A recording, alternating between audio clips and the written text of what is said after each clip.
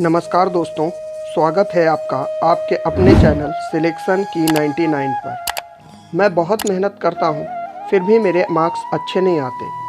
मेरा दोस्त जो कि मुझसे बहुत कम पढ़ता है, वो सिर्फ 2-3 घंटे पढ़ता है, फिर भी मुझसे ज़्यादा मार्क्स लेकर एग्ज़ाम में आता है। क्या मेरी मेहनत बेकार हो जाएगी? मेरी मेहनत का फल मुझे कभी नहीं मिलेगा? साथियों, ना जाने ऐसे कितने सवाल हर स्टूडेंट के माइंड में 24 घंटे घूमते रहते हैं। साथियों, आज इस वीडियो में इन सभी प्रॉब्लम्स के बारे में हम डिटेल से बात करने वाले हैं। लेकिन वीडियो की शुरुआत करने से पहले मैं आपसे ये ज़रूर कहना चाहूँगा, अगर वाकई में आप इस वीडियो से कुछ सीखना चाहते हैं, कुछ ऐसी स्टडी टिप्स को जानना चाहते हैं जिनको फॉलो करके आप भी अपने एग्ज़ाम्स में अच्छे मार्क्स पा सकें या आप अपने स्कोर को बूस्टअप कर सकें, तो उसके लिए आप इस वीडियो को लास्ट तक ज़रूर देखिए। अगर आप वीडियो को बीच में स्किप कर देंगे तो आप कभी भी कोई भी इन्फॉर्मेशन को कंप्लीट तरीके से नहीं जान पाएंगे और फिर ये प्रॉब्लम्स आपके साथ हमेशा बनी रहेंगी। साथियों, तो बिना किसी देरी के आज की वीडियो की शुरुआत करते हैं और जानते हैं कुछ ऐसी स्टडी टिप्स के बारे में जो आपके मार्क्स को डेफिनेटली कहीं ना कहीं बूस्टअप करेंगी। साथियों, हम कई बार देखते हैं या हम अक्सर देखते हैं कि कई स्टूडेंट मेहनत तो खूब करते हैं, लेकिन एग्ज़ाम में या रिज़ल्ट में उनकी परफॉर्मेंस बहुत अच्छी नहीं होती। क्योंकि उनकी जो पढ़ाई है, उनका जो पढ़ने का तरीका है, वो क्वांटिटी बेस होता है। क्वांटिटी बेस मतलब वो 10 से 12 घंटे पढ़ते हैं, खूब पढ़ते हैं, लेकिन उनकी पढ़ाई में कोई क्वालिटी नहीं होती, यानी कि कोई भी एक स्टैंडर्ड नहीं होता, कोई स्मार्टनेस नहीं होती, इसलिए उनका स्कोर बहुत कम रह जाता है। साथियों, अगर हम बात करें तो अगर स्टूडेंट स्मार्ट तरीके से पढ़ाई करे तो निश्चित ही अपने स्कोर को बूस्ट करे। साथियों, स्मार्ट तरीके से पढ़ाई करने का मतलब स्मार्ट स्टडी पैटर्न को फॉलो अप करना है। स्मार्ट स्टडी पैटर्न को अगर आपको फॉलो करना है तो सबसे पहले आपको एक चीज़ समझनी होगी कि आपको अपने आप का सेल्फ एनालिसिस करना होगा, यानी कि आपको अपने आप का अवलोकन करना होगा। आपको अपने आप को पहचानना होगा कि आपका कमांड किस सब्जेक्ट में ज़्यादा अच्छा है, आपको कौन से सब्जेक्ट में इंटरेस्ट है। आपको उसी सब्जेक्ट से रिगार्डिंग, उसी सब्जेक्ट के तहत अपने गोल को सेट करना होगा, अपने लक्ष्य को निर्धारित करना होगा। सेल्फ एनालिसिस में, यानी कि आत्म अवलोकन में, जब आप अपने आप को एनालाइज करेंगे तो आपको अपनी स्ट्रेंथ यानी कि अपनी शक्तियों और अपनी वीकनेस यानी कि आपको अपनी कमजोरियों के ऊपर भी विशेष ध्यान देना होगा कि आप कितनी देर पढ़ सकते हैं, आप किसी कॉन्सेप्ट को कितने अच्छे से और कितने कम समय में समझ रहे हैं। इस चीज़ को भी बहुत बारीकी से समझना होगा, तभी आप एक प्रॉपर स्टडी प्लान को, एक प्रॉपर स्मार्ट स्टडी प्लान को फॉलो अप कर सकते हैं और अपने मार्क्स को अच्छा बना सकते हैं, मार्क्स में बूस्टअप ला सकते हैं अपने एग्ज़ाम्स के दौरान। तो अपने आप को सेल्फ एनालाइज ज़रूर करें, अपनी वीकनेस और स्ट्रेंथ को ज़रूर पहचानें और उसके अकॉर्डिंग ही आप अपने टारगेट को सेट करें। साथियों, स्मार्ट स्टडी पैटर्न के बारे में अगर हम बात करें तो इसका जो सेकंड मोस्ट इम्पॉर्टेंट की फैक्टर है, जो इसका सेकंड बहुत ही ज़रूरी पहलू है, वो है कि राइट स्टडी टेक्निक्स, यानी कि अध्ययन के सही तकनीकें आपको मालूम होनी चाहिए, जिससे आप सही स्टडी टेक्निक्स को फॉलो अप करके अच्छा खासा स्कोर बिल्ड करें। साथियों, इस चीज़ को समझने के लिए हमें एक बात को ज़रूर समझना होगा कि सही स्टडी टेक्निक्स हैं क्या। स्टडी टेक्निक्स का मतलब कि आप जो भी सब्जेक्ट पढ़ रहे हैं, उस सब्जेक्ट को आप किस तरीके से पढ़ रहे हैं। मान लीजिए आप जनरल नॉलेज या करेंट अफेयर्स का कोई भी टॉपिक्स, तो सीधी सी बात है कि आप उस टॉपिक को अच्छी खासे 3 से 4 बार देखेंगे, जिससे वो टॉपिक आपके माइंड में बैठ जाए।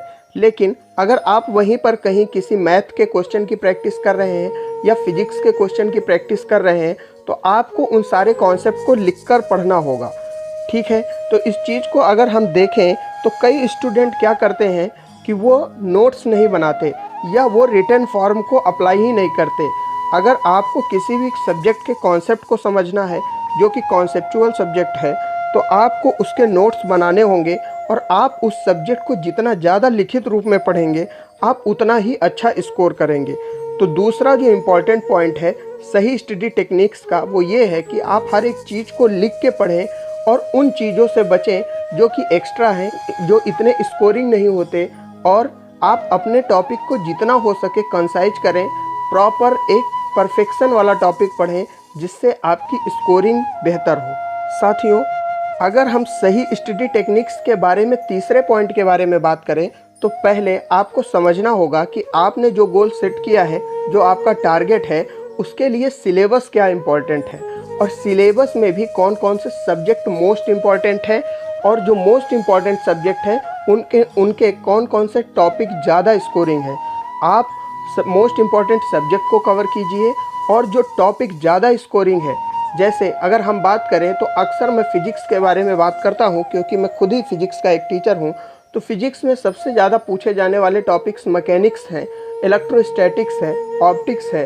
तो अगर कोई स्टूडेंट किसी भी एग्ज़ाम के लिए प्रिपेयर कर रहा है जिसमें फ़िज़िक्स का अच्छा खासा पोर्शन आता है, तो उनको इन सभी टॉपिक्स पर कमांड करना होगा।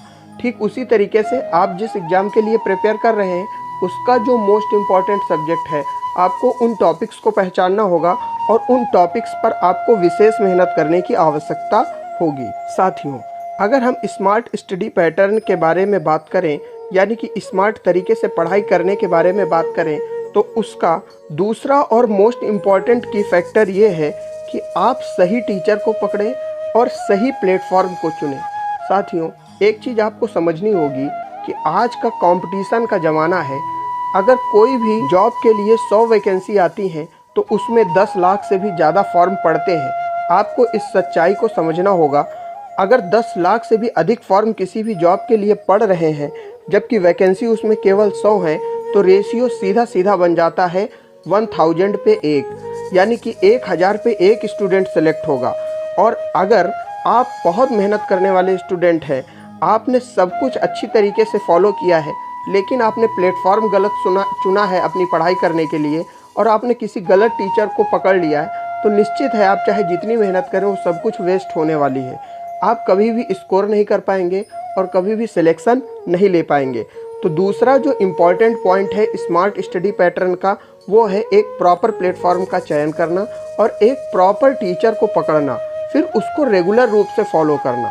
साथियों, तीसरा और जो मोस्ट इम्पॉर्टेंट स्टडी पैटर्न यानी स्मार्ट स्टडी पैटर्न को फॉलो करने का तरीका है, वो है मेंटल हेल्थ और फिजिकल हेल्थ। साथियों, पढ़ाई के साथ साथ आपको अपने शारीरिक स्वास्थ्य और मानसिक स्वास्थ्य दोनों का ही ध्यान रखना होगा, क्योंकि अगर आप हेल्दी नहीं होंगे, आपकी मेंटल स्टेट हेल्दी नहीं होगी, आपका मानसिक स्वास्थ्य अच्छा नहीं होगा, तो ये स्वाभाविक सी बात है कि आप अपनी पढ़ाई पर ज़्यादा फोकस नहीं कर पाएंगे। और अगर आप फोकस नहीं कर पाएंगे तो आप कहीं ना कहीं एग्ज़ाम में बहुत कम मार्क्स अचीव करेंगे, आपकी सारी मेहनत वेस्ट हो जाएगी।